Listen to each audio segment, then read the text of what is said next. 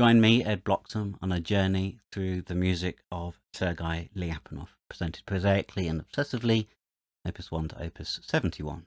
We now reach Opus 2, named a Ballade for orchestra, subtitled Overture. I think it's slightly more advanced than a simple overture. I think Lyapunov is doing himself a disservice by calling it an overture.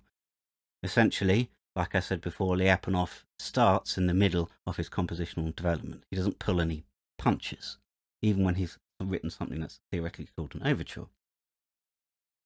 In the mid-19th century, single movement pieces were generally called overtures, and they generally had rules about how you ordered the tunes in your overture.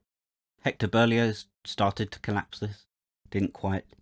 César Franck, Franz Liszt, collapsed this and basically said you can write anything you like in one form. I would argue that Lyapunov's Ballade is a collapsed overture. Not quite a symphonic poem. Symphonic poem is where the rules have gone and you can order things as you like.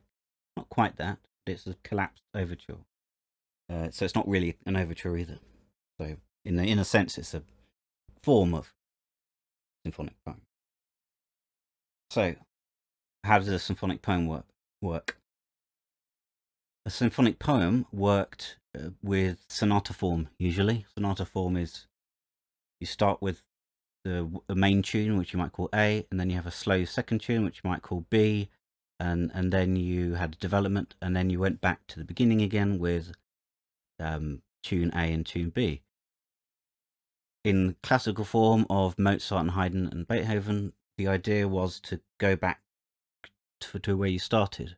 So in order to create a sense of classical balance, you have your starting material, then you have your middle material, and you come back to the beginning again to round the circle. That's the point of sonata form. Balakirev, the key influence on Lyapunov, stayed fond of this. He was writing overtures and sonata form and all of that stuff. He was writing that till he was his death in the 20th century. So he's a very much traditionalist because Lyapunov collapses it from his Opus 2. In what way? Let's describe the Opus 2.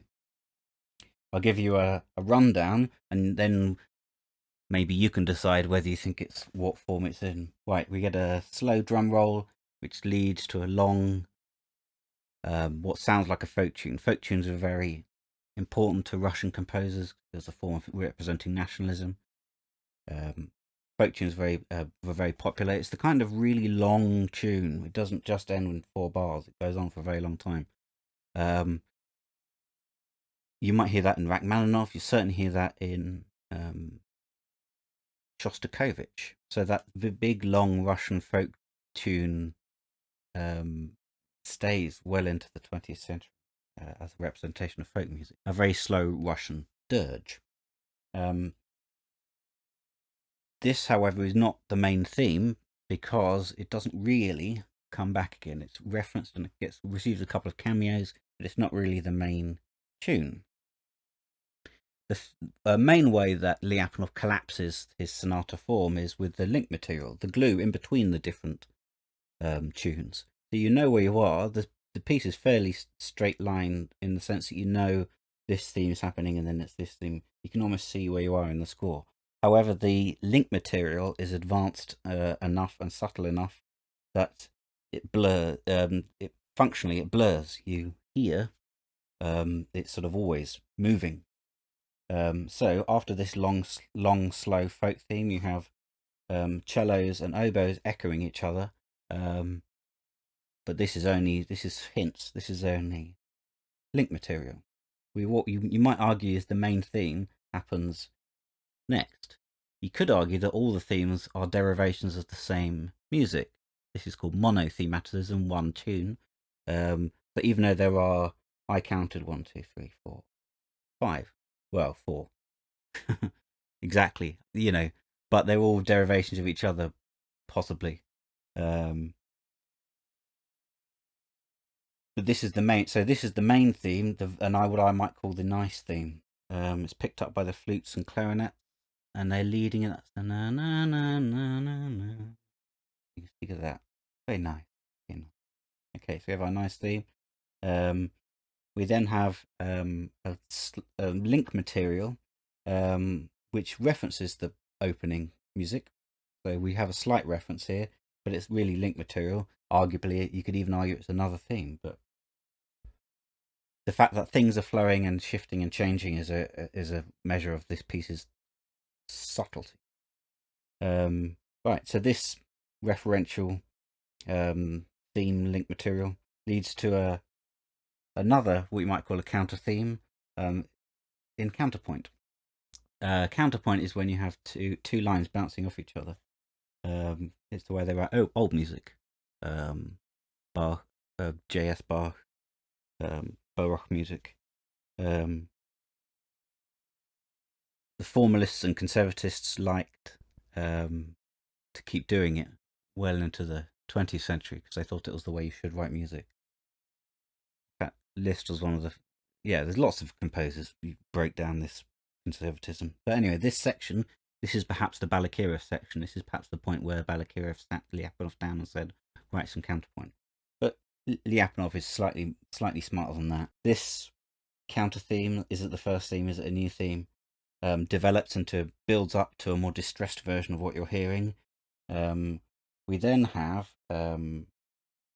some more link material, so it doesn't suddenly change. We flow from the distressed stuff to a sort of another counter theme. Is it a version of the main theme? But it's certainly quite clear. It could be a development of the distressed music we had before. Indeed, at times it mixes pieces of other themes in there as well. Then we have the nice theme comes back, and arguably the nice theme stays to the end of the piece. But again, what's happening is quite complex. If the music was simple, when the old tunes come back, they would sound the same. They don't. They're always changing. They're always shifting. So even when you know it's the same tune, but it's presented in such a different manner at every point, even when some of it's familiar, it's a truly advanced musical story. So the way the bits link, extended references to bits. There's another build up to something more agitated, and then we get down to something more settled, and finally the music calms down, and we get the horns leading, and then now we're definitely in nice theme territory, and eventually that's how the piece fades out. That's how the piece ends with nice theme references. So, is it in sonata form? A B development A B. Arguably, it could be. Well, if you take the folk theme as a introduction, you have nice theme is the main theme, and the nice theme is slow, and usually the A theme in sonata form is fast. Nice theme, derivation of that theme, second derivation. Are they linked? Maybe there's a third tune here, so it could be A B C D. It could be A B1 B2 B3. Could be A. And then we get back to the beginning again. So is it ternary form? A, B, B, B, A?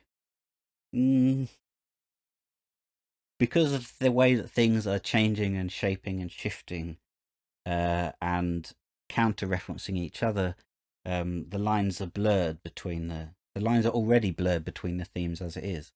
So you could argue is this sonata form? Well, it sort of comes back. It comes out with a slow tune, and it doesn't come back with two tunes. It actually comes. I think you get my point. It's not you'd have to make a complicated argument as to what the form is. So it's not really a neat and tidy concert overture. I would argue, therefore, because of its various complexities. Interestingly enough, the harmony is not complex. I would say that, although I don't like to talk about complex harmony because of that I've already said some complicated things, and I could waffle on about harmony. Not so complicated here. The rest of what's going on is. So, again, like I said, Lyapunov is starting from the middle. He's starting with advanced, complex material. The fact that I even have to argue about what the form is tells me that it's not simple at all. And indeed, its complexity tells me it's also not a standard overture. What an unusual thing to start with. We're only on Opus 2. Right. Opus 3 follows, surprisingly enough. More reverie, playful, so that one should be less complicated. Ed will also talk about books. I'm going to start a series about what is the novel, and to try and link back to the book stuff on this channel. I've been Ed Bloxham. I will continue to be Ed Bloxham. If you like this content, if you have suggestions for new content, if you have any other recommendations, you'll notice I pointed the camera not at the window this time, so I'm getting better at this. Please like and subscribe, or don't.